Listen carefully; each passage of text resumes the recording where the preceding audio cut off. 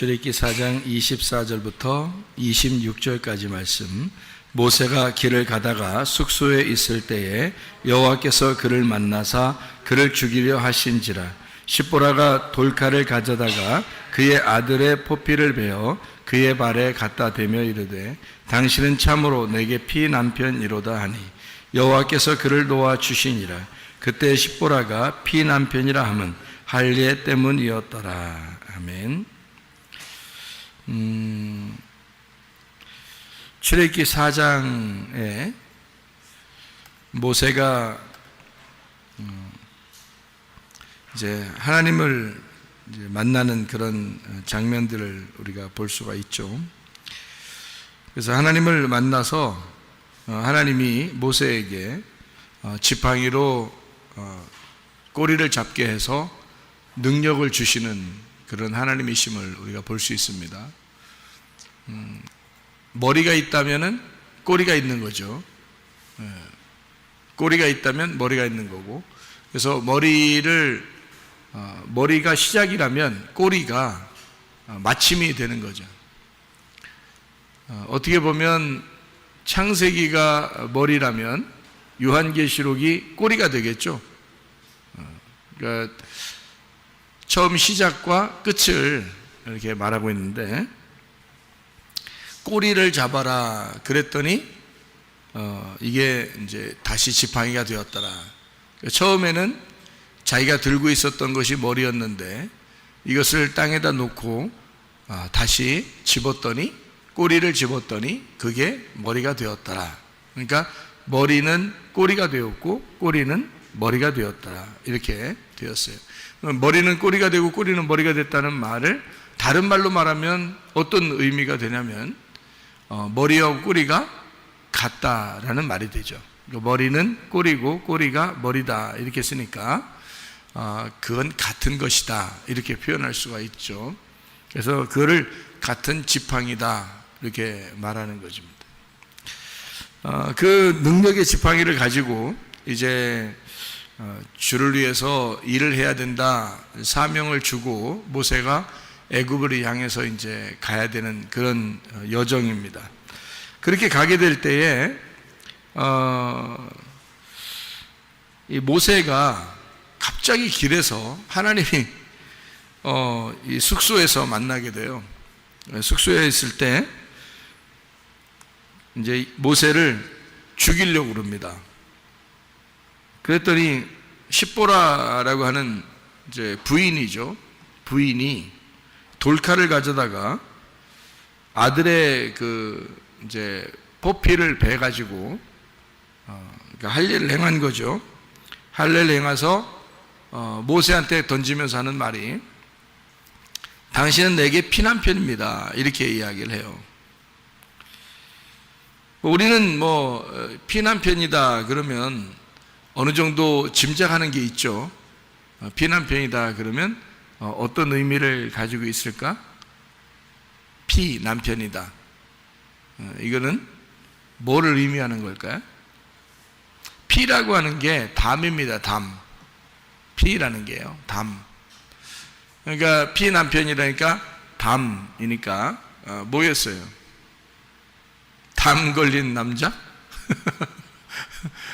피난편이다 그러니까 담인데, 아담 할 때도 담이거든요. 그 피입니다.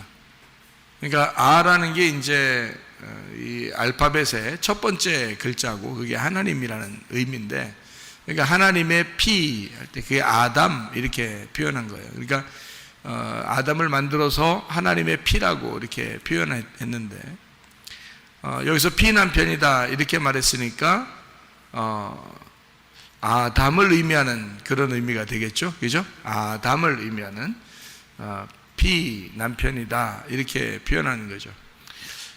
그러니까 피난편이 할 수 있는 게 뭐예요? 피난편은 우리에게 할 수 있는 게 뭐겠어요? 죽음으로써 그 피를 흘리고 죽음으로써 자기의 남편의 일을 잘 감당하는 게 피난편이에요. 그러니까 그 십자가의 죽음이 피난편의 할 일이에요. 그러니까 이 땅에 예수님이 오신 이유가 뭐겠어요? 죽으시러 오셨잖아요. 죽으시러 오신 그 목적이 십자가니까, 그러니까 피난편이죠.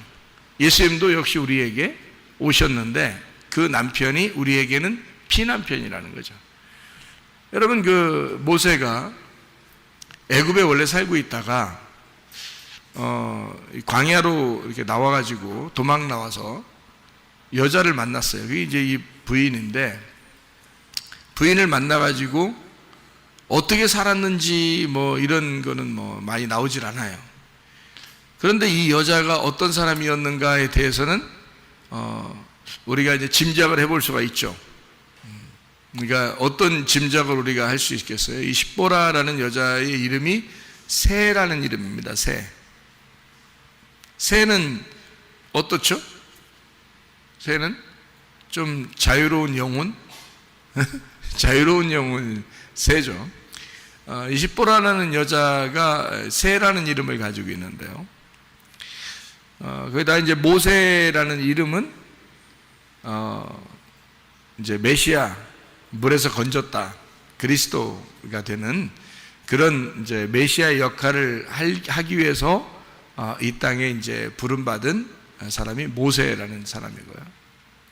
아론이라는 사람은 이제 그 모세 형제인데, 이 아론이라는 사람은 총명한 사람이에요. 총명하고 지혜롭고 총명한 그런 사람입니다. 하나님의 그 법궤를 맡은 자, 이런 사람이 이제 아론이라는 사람이에요.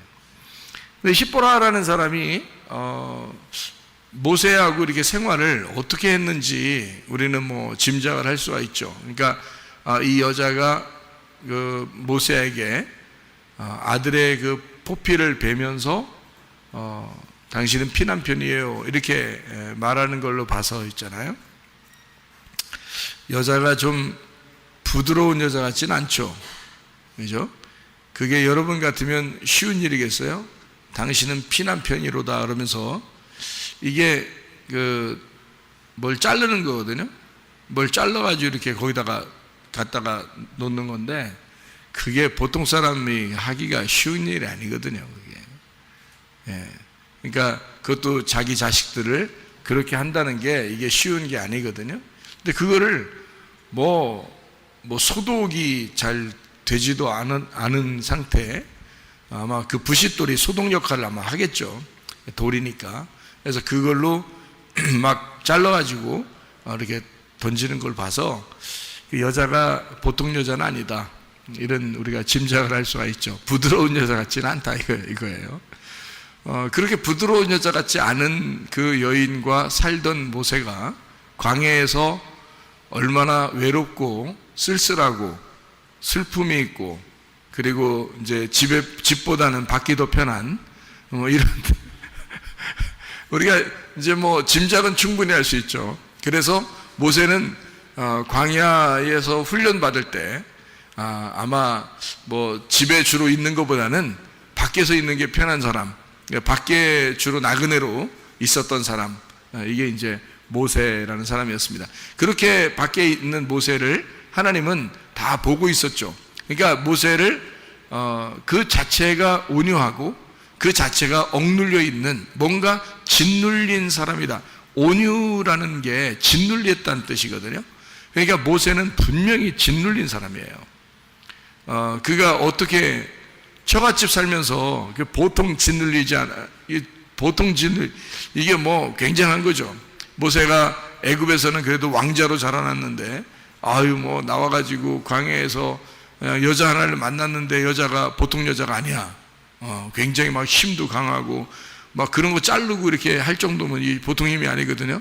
웬만한 정신까지 못하는 거예요. 근데 그렇게 강인한 어떤 여자하고 만나게 됐고, 그리고 그 집안에 이제 처갓댁에 들어가서 살고 있는데, 주로 이 모세가 보니까 밖에 나와서 양을 치다가, 하나님이 모세를 부르시는 걸로 봐서 이 모세는 혼자 양들을 데리고 밖에 나와 있었던 그런 생활을 했던 거죠. 만약에 그때 그 여인하고 또는 자식들하고 같이 있었다면 하나님을 같이 만났겠죠. 그죠? 야, 우리 같이 한번 저기 올라가 볼까? 이렇게 해서 같이 올라가서 만났겠죠. 근데 모세가 혼자 올라간 걸로 봐서 양을 혼자 치고 있었다. 이거는 금방 짐작이 가는 그런 이야기들이죠. 그런 걸 보면 모세 자체가 광야에서 짓눌림 받은 사람이에요. 그러니까 아주 그 처참하고 자기 자신이 이렇게 심령이 가난해진 애통하는 그런 사람, 이런 사람이 이제 모세였고 온유한 사람이 되었다. 하나님은 이런 온유한 모세를 선택하셨죠. 그 자체가 훈련이에요. 그러니까 광야에서 지낸 그 자체가 훈련이었기 때문에 그거를 지내고 난 다음에 하나님은 선택하셨어요. 자, 모세가 이날 날 선택해야 되는데 이렇게 했어요? 아니면 하나님이 알고서 일방적으로 하나님이 시간을 정해놓고 선택을 하셨습니까? 하나님이 일방적으로 시간을 정해놓고 선택을 했어요. 그러니까 우리가 정한 시간이 아니라 하나님이 정한 시간에 모세를 선택하는 것을 볼 수가 있죠. 그러니까 여러분도 너무 걱정하지 말아도 돼요. 왜냐하면 하나님이 여러분을 선택할 때는 하나님의 시간에 맞추어서 선택을 하지, 여러분의 시간에 맞추지 않으니까 어차피 하나님 나 이렇게 해서 저렇게 해서 이렇게 할 필요 없어요. 하나님이 여러분을 알아서 다 해주실 것이기 때문입니다. 그러니까 하나님의 시간에 맞추어서 해주는 거죠. 모세가 뭐 그 시간을 알았겠냐고요. 하나님이 그 시간을 다 알았다고요. 그러니까 하나님만 아신 거예요. 그 시간을 하나님이 정한 시간에 모세를 데려다가 선택을 한 거죠.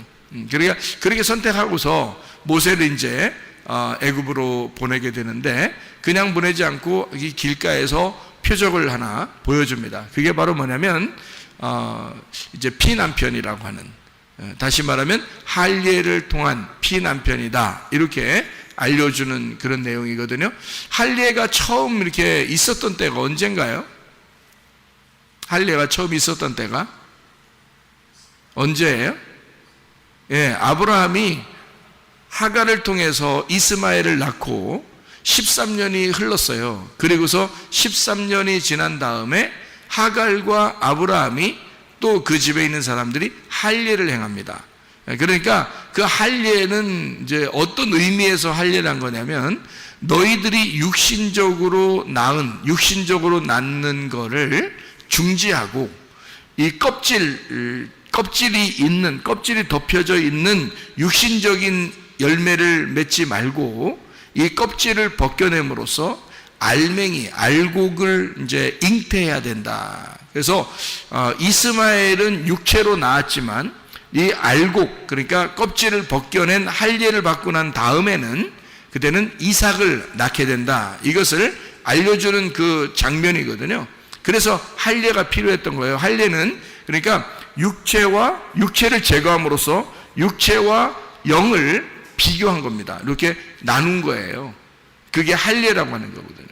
그러니까 모세는 지금 피난편이다, 곧 할례를 말하는 것이다 라고 하는 것은 누구 자손이라는 거예요? 누구 자손? 아브라함의 자손이라는 거죠. 아브라함이 할례를 통해서 육체와 영을 나누었잖아요. 그렇죠? 그러니까 육체의 그 할례를 통해서 육체를 끊어내고 알곡이라는 이삭을 잉태하게 되는 이 역사가, 그게 이제 아브라함 때 있었던 일이거든요. 이거를 모세에게 피난편이다, 곧 할례를 말한다 할 때는 뭐를 의미하는 거겠어요? 모세를 통해서 모세가 십자가를 짐으로 육체의 죽음을 통해서 뭐를 잉태하고 낳겠다는 거예요? 알곡이라는 이스라엘을 끌어내겠다는 겁니다. 그죠? 이 모세가 가가지고 하나님의 백성, 그러니까 아브라함의 자손, 이삭의 자손들을 거기에서 끌어내겠다, 알곡을 끌어내겠다는 겁니다. 그러니까 피난편으로서 껍질을 벗겨내고 육체의 할례를 행함으로써 이제 알맹이를 건지는, 알맹이를 구원하는 역사를 이루겠다라고 하는 하나님의 의도가 있는 거죠. 그래서 하나님은 모세를 막 죽이려고 한다. 왜 죽이려고 하나 이거예요. 죽이려고 하는 이유는 할례 때문이에요.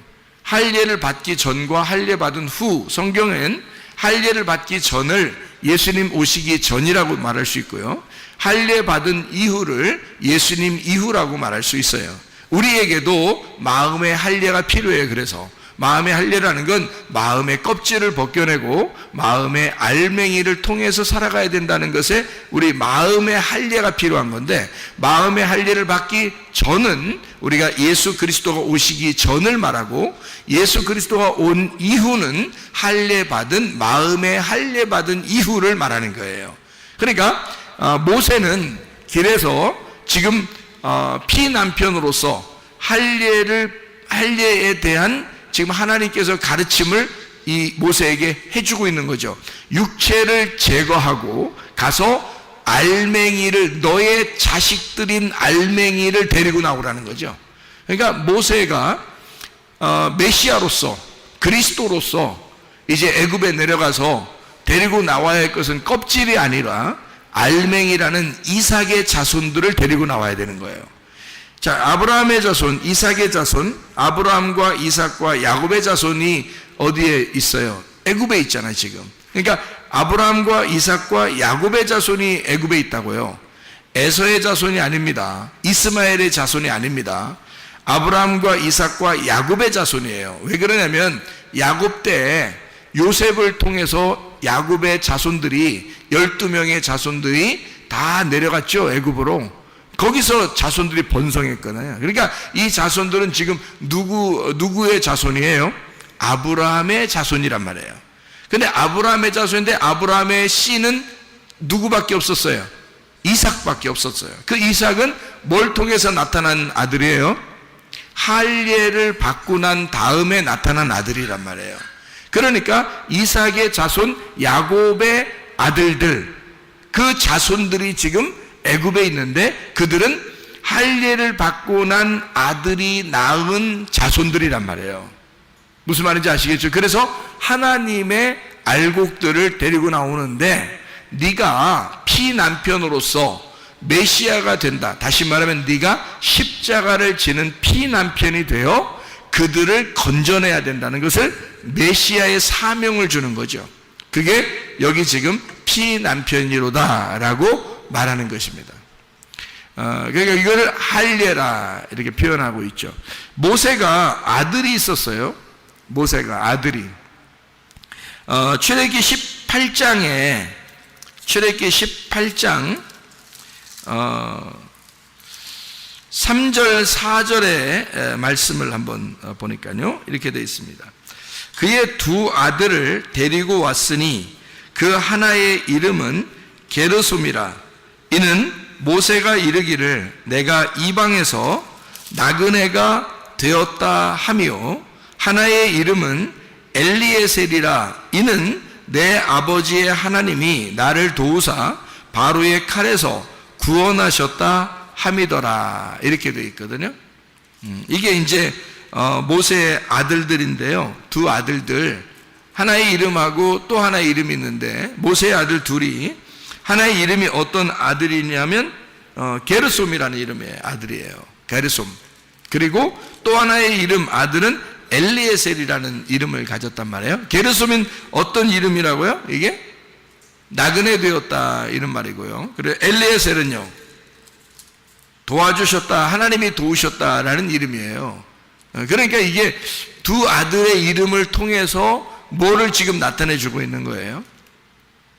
모세가 나그네였었는데 하나님이 도우셨다 이런 말이잖아요. 그죠? 이 두 아들을 통해서 그리고 이제 요셉도 애굽에 내려가서 그쪽의 제사장의 이제 딸 결혼해가지고 요셉도요 아들을 낳습니다. 누구 낳죠? 누구 낳아요? 므낫세. 그리고 또 하나는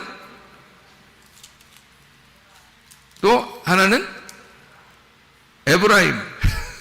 그러니까 므낫세와 에브라임을 낳아요. 므낫세가 무슨 이름이에요? 잊어버렸다는 의미예요. 이름이에요. 잊어버렸다. 에브라임이라는 이름은요, 열매를 맺는다, 풍성한 열매를 맺는다가 에브라임이에요. 그러니까 하나님이 나의 모든 과거를 잊어버리시고 그리고 내게 열매를 주셨다. 이게 이제 두 개 이름이, 그러니까 두 개 이름이 둘 다 참 좋은 이름이에요. 그러니까 더 좋은 이름은 에브라임이라는 이름이고 조금 덜 좋은 이름은 므낫세라는 이름이에요. 근데 그러면 에브라임은 기분 좋겠지만 므낫세는 먼저 낳기 때문에 기분 나쁜 이름을 가졌다 이렇게 하면 이상하잖아요. 그죠? 그러니까 이 요셉이 두 이름을, 아들의 두 이름을 이렇게 부르면서 하나는 므낫세, 하나는 에브라임 그런단 말이에요. 므낫세는 내가 나의 모든 과거를 잊어버리고 하나님이 나의 모든 죄를 씻으셨다 그 말이거든요. 그러니까 이게 므낫세라는 이름이 어떤 이름이겠어요? 어떤 잊어버렸다는 의미인데 이게 어떤 의미를 가지고 있겠냐고요. 하나님이 여러분을 막 기억해요. 뭘 기억 안 하고 그래요. 기억 안 해. 뭘 기억 안 해요? 우리의 죄를 기억 안 합니다. 하나님은 우리의 죄를 더 이상 기억하지 않겠다. 또 나의 모든 과거를 다 잊어버리겠다 그 말이거든요. 예수님 만나면 내 모든 과거를 다 잊어. 이 좋은 말이에요, 안 좋은 말이에요? 좋은 말이에요. 그러니까 므낫세가 무슨 이름이냐면 한마디로 말하면 죄사함이라는 이름을 가진 이름이에요. 죄사함. 그게 므낫세라는 이름이에요. 그리고 또 하나 에브라임의 이름은요, 죄사함을 곧 죄사함 받는 것이 곧 구원이라는 말이에요. 그러니까 열매를 맺는다. 그리스도의 열매가 되었다. 그러니까 하나님이 나를, 내 죄를 다 잊어버리시니까, 내 모든 과거를 다 잊어버리니까, 내 모든 고통을 다 잊어버리니까, 그러니까 내게 열매를 주셨다. 내게 구원이라는 열매를 주셨다. 이게 두 개가 이름이 합쳐져야 하나가 되는 거예요. 두 개 이름이 합쳐져야. 그래서 두 아들이지만 하나의 아들인 거예요. 선악과 나무하고 생명나무가 두 개 나무지만 하나의 나무라겠죠. 머리가 선악과 나무라면 꼬리가 생명나무예요. 근데 생명나무가 꼬리인데 그게 어떻게 돼요? 머리 되죠? 그래서 생명나무가 머리 되는 거야. 우리는 기억하기를 생명나무만 기억하죠. 그러니까 머리가 됐으니까 생명나무가. 근데 원래는 생명나무가 뒤에 나오는 거죠. 선악과 나무가 앞에 나오는 거고. 근데 생명나무가 뒤에 나와서 이것이 완성을 하니까 그 생명나무라는 꼬리가 머리가 되잖아요. 그 생명나무가. 그렇게 성경이 이렇게 되는 거죠. 그러니까 므낫세가 원래 장자인데 에브라임이 둘째 아들인데 둘째 아들이 장자처럼 되는 거예요. 그 말은 어떻게 되냐면 이 므낫세를 통해서 시작을 했지만 에브라임을 통해서 완성한다는 얘기거든요. 그러니까 둘이 하나야. 이게 엄청 놀라운 얘기들이란 말이에요. 여기서 모세가 아들을 낳았는데요. 둘을 낳았어요. 참 희한하죠? 요셉도 아들 둘 낳았는데,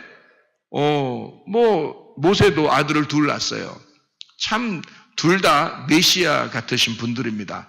요셉도 이스라엘 백성들, 자기 가족들을 다 구원하는 메시아 같은 존재고요. 모세도 역시 이스라엘 백성들을 구원하는 메시아 같은 존재란 말이에요. 모세라는 이름이 메시아라는 이름하고 같은 단어를 쓰거든요. 그러니까 이 모세가 메시아. 그러니까 이 모세의 아들이 딱 둘인데 하나는 게르솜, 하나는 엘리야살이라는 이름이란 말이에요. 그러니까 게르솜과 엘리야살은 어떻게 해요? 둘이 나누어져야 되겠어요? 둘이 같아져야 되겠어요? 같아져서 이해를 해야 된다는 거죠. 그러니까 게르솜은 이게 나그네가 되었다는 얘기고 엘리야살은 하나님이 도우셨다는 얘기가 됐어요. 그러니까 하나님이 내가 나그네인데, 내가 인생의 나그네를 살고 있는데, 내가 이방 땅에서 나그네로 살고 있는데 하나님이 나를 도우셨다, 이렇게 되는 거죠. 그러니까 내가 나그네로 이 땅에 던져졌는데 여러분과 제가 다 인생의 나그네입니다. 이 땅에 사는 그 존재가 다 나그네예요. 우리는요. 그런데 하나님이 우리를 도우셨다. 그러니까 게르솜, 엘르아살이란 말이에요. 그러니까 우리 인생들은 다 뭐라고요? 게르솜, 엘르아살이란 말이죠. 우리는 나그네인데 하나님의 도우심이 있다, 이런 말이죠. 그러니까 이렇게 하나님의 백성들이 하나님께서 우리를 이렇게 나그네 같은 우리 인생, 다시 말하면 모세를 통해서 이제 그 두 아들이 설명해 주죠. 이스라엘 백성들이 애굽에서 사실은 주인이 아니라 나그네거든요. 거기서도 모세가 그걸 똑같이 사는 거예요. 광야에서. 그게 훈련이야. 인생을 그렇게 살아본 사람이 그렇게 쓰임 받는 겁니다. 모세가 광야에 나오지 않았다면 모세가 나그네라는 걸 뭔지를 몰랐을 거예요. 그는 왕자로 자라났기 때문에 애굽에서 나그네가 뭔지를 몰랐을 거예요. 거지가 뭔지를 몰랐을 거라고요. 그런데 모세가 광야에 나와보니까 자기가 거진 거야. 광야로 나와보니까 자기가 나그네인 거야. 그리고 부인도 부인 같지가 않은 거야. 무서워. 막 좀 강해, 너무. 그래서 혼자 그냥 밖에서 사는 게 더 나을 것 같아. 밖에서 그냥 양들하고 같이 지내는 게 훨씬 더 나을 것 같은 그런 부인하고 살아. 자, 늘 외롭고 쓸쓸하고 처참하고 혼자 있는 것 같고 짓눌려 있는 사람 모세. 이렇게 살아보지 않았다면 그가 진짜 나그네가 무엇인지를 몰랐을 거예요. 그러니까 이스라엘 백성들이 애굽에 살고 있지만 사실 그들이 바로 왕에게 핍박을 당할 때는 그들이 나그네라는 것을, 인생이 나그네구나, 내가 그리스도인으로 하나님의 백성으로 내가 이 땅에 산다는 것이 정말 나그네구나 라는 것을 알게 됐을 거란 말이에요. 이스라엘 백성들이.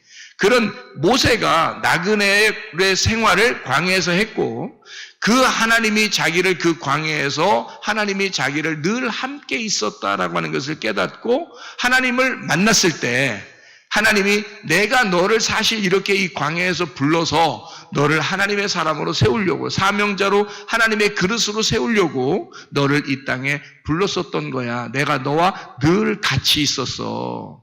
이거를 하나님은 말씀하셨습니다. 그러니까 하나님과 같이 있는 걸 알았던 거죠. 그러니까 하나님이 나를 이렇게 도와주셔서 내가 이렇게 살았었구나라는 것을 알게 된 거죠, 모세가. 그러니까 이스라엘 백성들을 생각하게 되죠. 이스라엘 백성들도 똑같잖아요. 애굽에 살고 있지만 핍박받고 있는 나그네, 하나님 앞에 호소하고 괴로워하고 있는 그 나그네 인생을 사는 이스라엘 백성들에게 역시 하나님 어떻게 모세를 보냄으로써 하나님이 도우신다고 하는, 하나님이 너희들과 함께 있다고 하는, 너희들의 고통 소리를 하나님이 계속 듣고 있었다고 하는 것을, 하나님은 너희들의 그 나그네 인생, 그 힘든 인생을 하나님은 다 보고 있었다고 하는 사실을 알려주고, 모세를 보내서 이스라엘 백성들을 도우셔서, 엘르아살 하나님이 도우셔서 그들을 이끌어내는 그런 이제 놀라운 역사를 하게 되죠. 그게 모세의 그 두 아들이 게르솜과 엘르아살, 이것이 두 개가 합해져서 하나가 되었다. 자, 나그네로 갔을 때는 여전히 우리의 육신의 삶을 사는 것과 같은데, 이 나그네 인생이 어느 날 끝나 그리고 피난편이 돼요. 십자가의 예수를 경험하게 되면 그 다음에는 하나님의 도우심을 분명하게 안다는 거죠.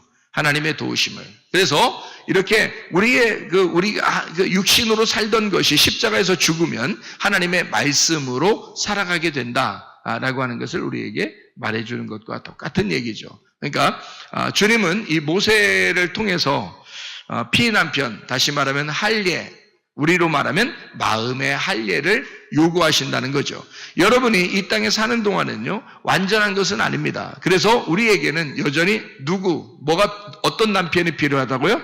피난편이 필요하다고요. 그 피난편을 의지함으로써 그 피가 나를 구원하는 거죠. 그 피가 나를 치유하시는 거고, 피가 나를 문제를 해결하시는 거고요. 피가 나를 성공하게 하는 겁니다. 예수의 피, 하나님의 그 피가 우리에게, 그 피 남편이 내게 옴으로써 그가 나를 구원하는 것입니다. 그게 모세고 메시아인 거죠. 여러분의 가정에도 하나님의 그 메시아의 놀라운 역사, 그 피 남편이 여러분의 가정의 주인이 되셔서 그 피 남편을 통해서 여러분 하나님이 여전히 도우시고 있다는 사실을, 앞으로도 계속 하나님이 임마누엘 하시고 하나님이 계속 도우신다고 하는 사실을 깨달으시기를 바랍니다. 우리 한번 기도하겠습니다. 기도할 때 하나님 아버지, 우리가 예수 그리스도를 의지하여 주님께 나아갑니다. 예수 그리스도가 나의 모든 질병과 고통에서 해방시켜 주시고 병을 치유해 주시옵소서, 문제를 해결해 주시옵소서, 하나님의 사명 가지고 주의 일을 감당할 수 있도록 하나님 우리를 도와주시옵소서. 우리 한번 기도합니다.